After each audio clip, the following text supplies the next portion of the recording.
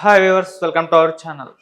YCP అసంతృప్తులకు జగన్ గారు ఒక మంచి ఆఫర్ ఇచ్చారని చెప్పేసి ఒక వార్త అయితే బయటకొచ్చింది. సో ఆఫర్ ఏంటి? మరి ఈ ఆఫర్ అన్న అసంతృప్తుల నుంచి జగన్ గారిని రక్షించగలదా లేదా? సో ఈ అంశం మీద డిస్కస్ చేయడానికి ప్రజెంట్ మనతో పాటు సీనియర్ జర్నలిస్ట్ జయదేవ్ గారు ఉన్నారు. వారితో ఒకసారి డిస్కస్ చేద్దాం. సార్ నమస్కారం సార్. నమస్తే. సార్, వైసీపీలో ఉన్న అసంతృప్తులు పెరిగిపోవడం మనం చూస్తున్నాం.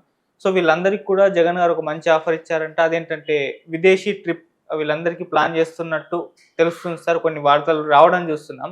మరి విదేశీ ట్రిప్ ఈ ఆఫర్ అనేది మరి ఏ విధంగా ఈ తీసుకున్న నిర్ణయం అనేది అసంతృప్తుల నుంచి జగన్ గారిని కాపాడగలదంటారా? విదేశీ ట్రిప్ అనేది జనరల్గా మార్కెటింగ్ పీపుల్కి పెడతారు. అది లేదా సంస్థలో బాగా లాభాల బాట పట్టించిన కొంతమంది ప్రముఖులకి, కారణమైన ప్రముఖులకి పెడతారు.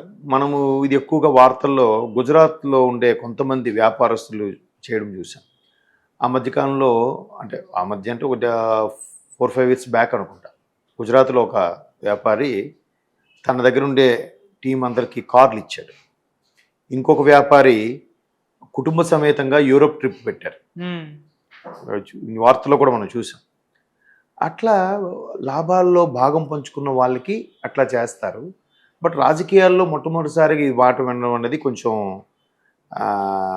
ఎట్లా చెప్పాలి, అంటే నేను నిజంగా వీళ్ళకి విదేశీ ట్రిప్ టూర్ అనేది మీరు అంటే వార్తలు ఎక్కడ వచ్చిందా, లేదంటే సోషల్ మీడియాలో హల్చల్ అవుతుందా? సోషల్ మీడియాలో సోషల్ మీడియా హల్చల్ అనేది ఊరికే మనలాంటిలో డిస్కస్ చేస్తామా చేయమా అనే విధంగా పెట్టి ఉండొచ్చు. కానీ అట్లాంటి వాటికి ఎవరు ఇవాళ రేపు ఏ రాజకీయ నాయకులు లొంగుతున్నారండి?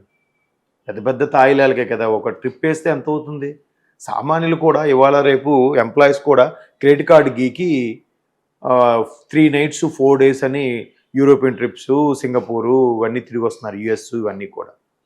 మరి వీళ్ళు తలుచుకుంటే కొదవే ఉంది రాజకీయ నాయకులు. కాకపోతే నేను అనుకోవడం ఏంటంటే వీళ్ళందరినీ ఆ ట్రిప్ పేరుతో ఒక దగ్గర దాచిపెడుతున్నారేమో అని నా డౌట్.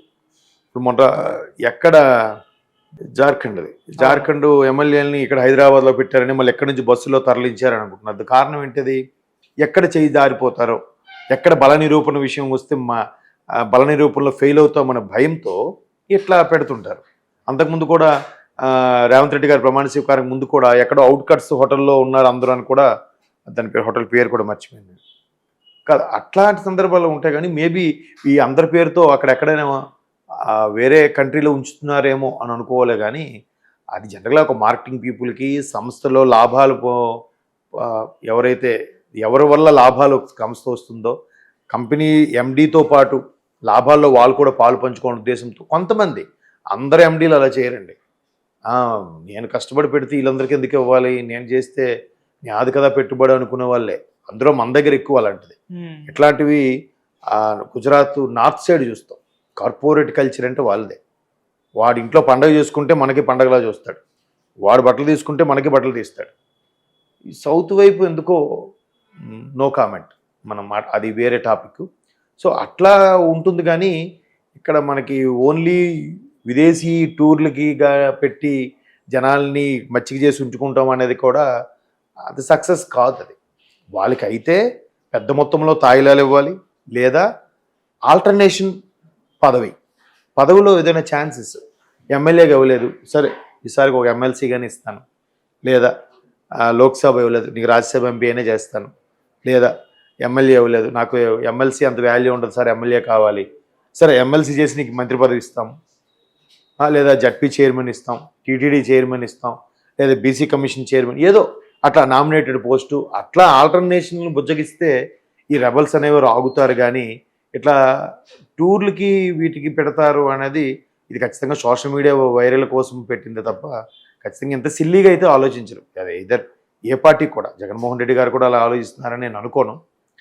అలా అనుకున్నా కూడా ఒకవేళ వేరే మతలభేదం ఉందేమో, కానీ ఒకవేళ అదే రీజన్తో పంపిస్తే మాత్రం నాయకులు ఎవరు కూడా దానికి యాక్సెప్ట్ చేస్తూ ఉంటారని నేనైతే అనుకోవట్లేదు. ఖచ్చితంగా ఆల్టర్నేషన్ పదవి, ఏదైనా నామినేటెడ్ పోస్టు, కొంత అమౌంట్ లాభదాయకమైన సెక్టార్లో వేస్తే వాళ్ళకి బెనిఫిట్ ఉంటుంది కదా, అలాగ ఆలోచించి చేస్తారేమో. కానీ లేదు అక్కడికి వెళ్ళిన తర్వాత వీళ్ళతో ఇంకేమైనా కొత్త రకం ప్లాన్ చేపిస్తున్నారేమో, ఇప్పుడు చరిత్రలో వినని ప్లాన్లు కూడా వింటున్నాం మనం. రకరకాల రాజకీయాల్లో ఏదైనా సాధ్యమే. దాని పేరుతో ఓన్లీ టూర్ పేరుతో ఇంకేదో చేస్తున్నారేమో. అక్కడికి వెళ్ళిన తర్వాత ఓన్లీ ఎన్ఆర్ఐల్ని అందరికి కూడగొట్టుకొని ఒక రకమైన ఫండ్ మొబిలైజ్ చేసి పార్టీ బాగు కోసం లేదా పార్టీ గెలవడం కోసం ఏమైనా ప్రత్యామ్నాయ మార్గాలు ఆలోచిస్తున్నారేమో, ఎవరు తెలుసు. కాబట్టి మనం వ్యాఖ్యల్ని మనం సీరియస్గా తీసుకోక్కర్లేదు. అది అసలు టాపికే కాదని నా అభిప్రాయం. ఓకే. మరి అసంతృప్తులు అందరూ కూడా వేరే పార్టీలోకి జంప్ అయ్యే అవకాశాలు అయితే కనిపిస్తున్నాయి కదా సార్. మరి దీని నుంచి మరి జగన్మోహన్ రెడ్డి గారు ఏదైనా ఒక ప్లాన్ అయితే చేయాల్సి ఉంటుంది కదా. మరి అదే అర్థం కానిది అదే. ఇప్పుడు ఒకవైపు అసంతృప్తులు జంప్ అవుతున్నారు, మరోవైపు 90 మంది వరకు సిట్టింగ్ వాళ్ళకి ఇవ్వమని కూడా చెప్తున్నారు. మరోవైపు ఎక్కడోళ్ళని అక్కడోళ్ళని ఇక్కడ మారుస్తున్నారు. ఇంకొక వైపు సీనియర్లు కాదు, సీనియర్ల తాలూకా పిల్లలకు కానీ, కూతుర్లకు కానీ, అల్లుళ్ళకి కానీ, మేనల్లకు కానీ, బిడ్డలకు కానీ ఎవరికి ఇస్తామన్న ఆప్షన్ కొంత వినిపిస్తుంది. ఇంకొక దగ్గర ఏం చేస్తున్నారంటే అంటే ఇప్పుడు చూడండి 4 పాయింట్స్ చెప్పారు. ఇంకో దగ్గర ఒక దగ్గర ఎమ్మెల్యేగా చేసిన వాళ్ళు నెక్స్ట్ లోక్సభకు పోటీ చేస్తున్నారు, లోక్సభ చేసిన వాళ్ళు ఎమ్మెల్యేగా చేస్తున్నారు. ఇట్లా రకరకాల ఇన్ఛార్జ్లుగా కూడా మార్చేస్తున్నారు. చాలా షఫలింగ్ ఉంది, చాలా కన్ఫ్యూజన్గా ఉంది. వాళ్ళకే క్లారిటీ లేదు. పోనీ ఇంత క్లారిటీతో మేము గెలిచేస్తామనుకున్న వాళ్ళు ఇంతవరకు పక్కాగా అభ్యర్థులు ప్రకటించారంటే అది లేదు. అభ్యర్థులు ప్రకటించవచ్చు కదా, పోనీ కనీసం ఒక 100, 175 గాను 100 స్థానాలకైనా ప్రకటించవచ్చు కదా, అది ప్రకటించట్లేదు. ఎట్లా? ఎవరి స్ట్రాటజీ వాళ్ళది. ఆయన ఏం ఆలోచిస్తున్నాడో, ఆయన ఆలోచనలు విధానంలో ఏముందో. ఆలోచన అల్టిమేట్గా గెలవడం ముఖ్యం, అదే కాన్సెప్ట్. దానికోసం ఏ దారులైనా తొక్కుతారు, ఎటువంటి మ్యానిపులేషన్స్ కైనా సిద్ధపడతారు. అంతే కదా. బుల్లెట్ దిగిందా లేదా, ఆడు పూరి జగన్నాథ్ సినిమాలో అన్నట్టుగా, ఆయన సినిమాలో అన్నట్టు అల్టిమేట్గా గెలిచామా లేదా, ఈ 5 ఏళ్ళు పదవిలో ఉన్నామా లేదా, అది ఎలా గెలవని అనవసరం. అంటే వెనకటికి ఏదో సామెత ఉందండి, ఎగ్జామ్ పాస్ అవ్వడం ముఖ్యం అంట. స్లిప్లు రాస్తాడా, బుక్ పెట్టి రాస్తాడా, పక్కోడు చూసి రాస్తాడా, లేదా ఇన్విజిలేటర్కి డబ్బులు ఇచ్చి మేనేజ్ చేస్తాడా, లేదంటే మళ్ళీ అంత పోయిన తర్వాత రీకౌంటింగ్ అని పెట్టి దాన్ని ఏమంటారు రీకాలిక్యులేషన్ అని పెట్టేసి అప్పుడు మళ్ళీ డబ్బులు ఇచ్చి మేనేజ్ చేస్తాడో తెలియదు. కానీ అల్టిమేట్గా పాస్ అయ్యాడు లేదా, సర్టిఫికేట్ వచ్చిందా లేదా, అదే చూస్తున్నారు ఇవాళ రేపు. అందుకే చూడండి, గ్రాడ్యుయేట్స్ కూడా చాలామంది అడుగుతుంటే చిన్న చిన్న సిల్లీ క్వశ్చన్స్ కూడా చెప్పలేకపోతున్నారు. ఇది కామన్ సెన్స్ అనేది ఉండట్లేదు ప్రాపర్గా. అది దానికి ఎందుకు వచ్చింది అంటే చదువుకుంటే తెలుస్తుంది దానికి అది ఎందుకు వచ్చింది అనేది. 2 రెళ్ళు 4 అని ఎందుకు వచ్చింది, 2ని 2 సార్లు కలిపితే 4 వచ్చింది, లేదా దాన్ని గుణిస్తే 4 వచ్చింది, అంతే కదా. అంత లాజికల్గా ఏం లేదు. చదువు కూడా బట్టి పట్టడంలాగా ఉంటుంది. అలాగే రాజకీయాలు కూడా తయారయ్యాయి, వ్యవస్థలు అలాగే ఉన్నాయి, ఇవి అలాగే ఉన్నాయి, అలాగే ఉంటాయి కూడా ఇకపై కూడా.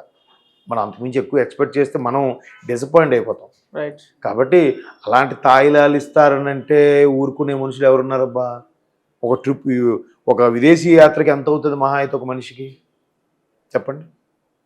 మొన్న మా కజిన్స్ వెళ్ళి వచ్చారు సరదాగా, ఎక్కడికి బ్యాంకాక్ వెళ్ళి వచ్చారు. సేమ్ వాళ్ళు కూడా 3 nights 4 days, ఒక్కొక్కడికి 35,000 ఎంత అయిందంతే. సింపుల్. అంటే only to and fro. Shopping మీ ఇష్టం, అక్కడికి వెళ్ళిన తర్వాత షాపింగ్, తాగడం, తిరగడం, తినడం ఇవన్నీ ఉంటాయి లొకేషన్స్. అవి మొత్తం మీద ఒక మనిషికి ఒక 50,000 అయిందంతే. అయిపోలే. 50,000కి ఇంత రెబల్స్ చల్లారుతారంటావా? 50 లక్షలకైనా చల్లారుతారంటావా? 50 కోట్లు ఇవాళ ఒక నియోజకవర్గంలో గెలవడానికి అయ్యే ఖర్చు అది. మరి 50 కోట్లు కూడా చల్లారుతారంటావా? మరి వాళ్ళ అంతకు చల్లారని వాళ్ళు కేవలం ఈ టూర్లకి ట్రిప్పులకే ఎందుకు చల్లారుతారని నేనైతే అనుకోవట్లేదు.